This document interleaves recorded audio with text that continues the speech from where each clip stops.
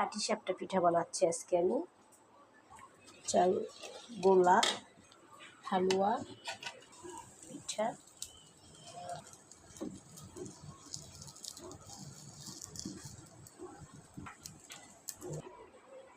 আমি পাটিসাপটা পিঠা বানাবো, তো তার জন্য এই যে চাউলের গুঁড়ি দিয়ে গোলা তৈরি করছি, আর এই পাশে হালুয়া বানায় রেখে দিছি। বেশি করে দুধ দিয়ে, খেজুরের গুড় আছে আমার ডিপে, তো গুড় দিয়ে হালুয়া করছি করে। তো ডিমের মতো পল্টায় পল্টায় পিঠা বানানোর নামই হচ্ছে পাটিসাপটা। তো এই যে আমার পিঠাগুলো অনেক সুন্দর হচ্ছিল।